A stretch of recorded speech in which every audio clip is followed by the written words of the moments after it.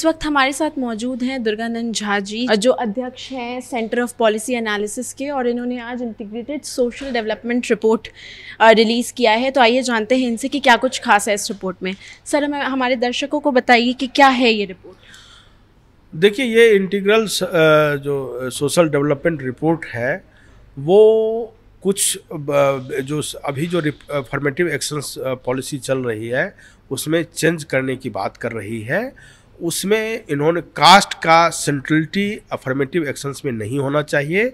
हम मानते हैं जो बैकवर्डनेस का कंसंट्रेशन जो है वो रूरल एरिया में है ज़्यादा, और गवर्नमेंट का जो डाटा है, सेंसस का डाटा है, वो भी यही शो कर रहा है। इसलिए कास्ट के बदले रूरल एरिया होना चाहिए। और दूसरा, रूरल एरिया में भी लोकेशन में जो रूरल एरिया होता है तो उसमें जो है परिवार होना चाहिए। और हमने रिजर्वेशन के लिए 2 कैटेगरी डिसाइड किया है, रिकमेंड किया है। एक है बैकवर्ड फैमिली और एक है मोस्ट बैकवर्ड फैमिली। 9% हमने रिकमेंड किया है बैकवर्ड फैमिली के लिए, और 11% रिजर्वेशन हमने रिकमेंड किया है मोस्ट बैकवर्ड फैमिली के लिए। उसके बाद हमने जो EWS है उसको मैंने रिकमेंड किया है जो 10 से उसको 7.5 कर दिया जाए, और उसका एरिया जो है अर्बन नोटिफाइड एरिया में केवल रहना चाहिए। ठीक है। उसके बाद मैंने जो SC का रिजर्वेशन है उसमें मैंने रिकमेंड किया है, जो अभी हाल में सुप्रीम कोर्ट का जजमेंट भी सब कैटेगराइजेशन पर आया है, लेकिन मैंने रिकमेंड किया है जो 10% उनको दिया जाए, उन परिवार को जिनको आज तक रिजर्वेशन नहीं मिला है जी। ठीक है। और 5% जो है बाकी के लिए छोड़ दिया जाए। ठीक है। ST में मैंने रिकमेंड किया है, जो ST को अभी 7.5% मिल रहा है, तो 5% जो है वो उनको दिया जाए, उन परिवार को जिनको आज तक नहीं मिला है, और 2.5% उनको दिया जाए जो जनरल है, बाकी जिसको मिला भी है उसको, उसके लिए मैंने 2.5% छोड़ दिया है।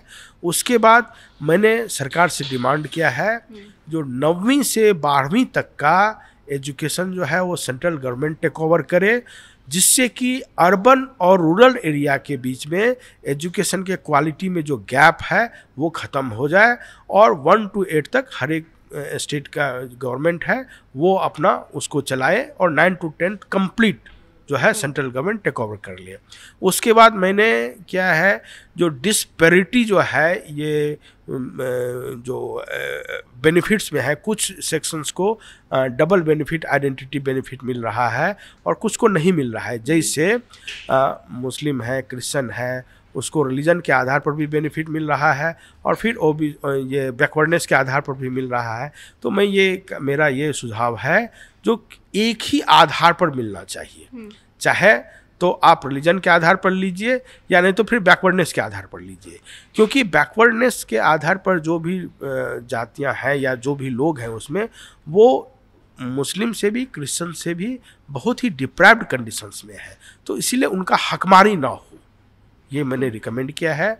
उसके बाद कुछ और छोटे मोटे कई रिकमेंडेशंस हैं, लेकिन उसमें मुख्य ये है जो कास्ट का सेंट्रलिटी ख़त्म करनी चाहिए सरकार को। देखिए, मेरा ये मानना है जो आप 2479 2479 कास्ट का एक ग्रुप बना दिए हैं और बाकी सब अलग अलग रह गया है, तो इसके कारण जो है डेमोक्रेसी में का जो है उसमें जो अनग्रुप्ड कास्ट है या उसके जो लोग हैं वो बहुत ही डिसएडवांटेजियस पोजीशन में चले जाते हैं।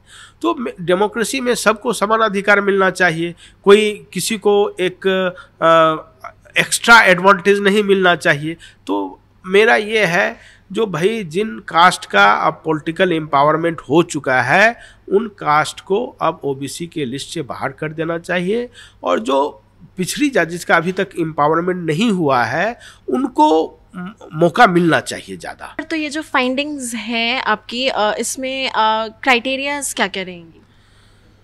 मैंने उसमें क्राइटेरिया सुझाया है, आप रिपोर्ट में देख लीजिए। मैंने 5-7 दोनों में क्राइटेरिया दिया है। पहला एक क्राइटेरिया मैंने ये दिया है जो बैकवर्ड फैमिली के लिए मैंने दिया है, जो जिसका मूवेबल प्रॉपर्टी 10 लाख से कम हो, जिसका जो है कोई अगर बिजनेस कोई कर रहा है गांव के एरिया में तो उसका एनुअल टर्नओवर 36 लाख से ज़्यादा ना हो, उस जिसके परिवार में आज कोई बी क्लास या ए क्लास, क्लास 1 या क्लास 2 का कोई अफसर नहीं हो, ये सब कुछ क्राइटेरिया मैंने दिया है बैकवर्ड फैमिलीज के लिए। मोस्ट बैकवर्ड फैमिलीज के लिए मैंने क्राइटेरिया दिया है जो जिसका कि इनकम 8 लाख के अंदर हो, जिसको ज़मीन 2 एकड़ से कम हो, जिसको मूवेबल प्रॉपर्टी जिसका 1 लाख से ज़्यादा ना हो, ठीक है, और कुछ अन्य क्राइटेरिया जैसे कोई हैंडीकैप्ड है, कोई ऑर्फन है, इस टाइप के कई जो है क्राइटेरिया है। और मेरा ये है जो उस सब के आधार पर एक इंडेक्सिंग होनी चाहिए सबका, और इंडेक्सिंग में हर एक परिवार को एक सदस्य को इंडेक्सिंग नंबर जो है वो अलॉट कर देना चाहिए। और जब वो 18 वर्ष का हो उस समय वो 10 साल के लिए उसको एक्टिवेट कर ले, और 10 साल में उसको पूरा एफर्मेटिव एक्शंस का वो उसको फायदा मिले। सर, तो आप जो ये रिपोर्ट है वो कहाँ कहाँ प्रपोज करेंगे अभी? हम तो एक फॉर्मली इसको प्रेसिडेंट ऑफ इंडिया को देंगे जी, प्राइम मिनिस्टर को देंगे, चीफ जस्टिस ऑफ इंडिया को देंगे, ये फाइनेंस मिनिस्टर को देंगे, हम सोशल जस्टिस मिनिस्टर को देंगे, जस्टिस एंड एम्पावरमेंट मिनिस्टर उनको देंगे। तो आपको लगता है कि इसका इम्पैक्ट होगा? कोई गवर्नमेंट ने तो अपॉइंट नहीं किया है, हमने जो हमारा देश जो है वो आइडेंटिटी पॉलिटिक्स के ट्रैप में फंसा हुआ है। हाँ। हम उससे अपने देश को निकालना चाहते हैं। हम चाहते हैं हमारा देश फ्यूचरिस्टिक हो, हमारे देश का पॉलिसी फ्यूचरिस्टिक हो, ये जाति में इसमें उसमें ये जो है नहीं फंसे। अभी मान लीजिए राहुल गांधी है या बिहार में तेजस्वी यादव है, ये सब यंग लोग हैं, ये लोग कास्ट सेंसस इस समय की बात कर रहे हैं, इनसे एक्सपेक्ट ये किया जाता है जो कुछ फ्यूचर की बात करें। लेकिन ये लोग जो है एकदम पुराना, इतनी घिसी पुटी पुराने, जिसका कोई मतलब नहीं है, कोई रेलेवेंस नहीं है, इस प्रकार की बात कर रहे हैं। तो हम चाहते हैं जो देश जो है वो इस सब से निकले और एक फ्यूचरिस्टिक ओरिएंटेशन के साथ देश आगे बढ़े। सर, मंडल कमीशन की रिपोर्ट के बारे में आपका क्या कहना है? मेरा मानना है जो मंडल कमीशन एक सोशल स्कैम था, वो अति पिछड़ी जातियों का हकबारी किया है। उसी समय जो सेकेंड बैकवर्ड क्लास कमीशन था, जिसको लोग मंडल कमीशन बोलते हैं, उसके एक मेंबर नायक ने उसी समय विरोध किया था, जो उसने कहा था जो अलग से कैटेगरी बनाओ मोस्ट बैकवर्ड कास्ट के लिए। लेकिन जो चेयरमैन थे बीपी मंडल, उन्होंने मना कर दिया, ठीक है। और इसके कारण जो है आज तक जो है जो अति पिछड़ी जातियों को जो बेनिफिट मिलनी चाहिए वो बिल्कुल नहीं मिल रही है, और इसका मैक्सिमम फायदा जो है कुछ दबंग जातियां ले रही है। तो आपका कहना है कि आपका जो ये रिपोर्ट है वो उस चीज़ को पूरी तरह खारिज करता है और उस चीज़ का जो सॉल्यूशन है वो देता है? बिल्कुल, हमारा रिपोर्ट जो है वो मंडल कमीशन जो 80s में बना था शुरुआत में, उस समय का सिचुएशन अलग था। अब देश का सब कुछ बदल चुका है, नए जमाने में नया सोच चाहिए, तो एक नए सोच के साथ हमने रिपोर्ट बनाया है, और मुझे लगता है देश के लोगों को ये रिपोर्ट पसंद आएगा और सरकार इसको इम्प्लीमेंट करेगी। ये हम अनुरोध करते हैं सरकार से।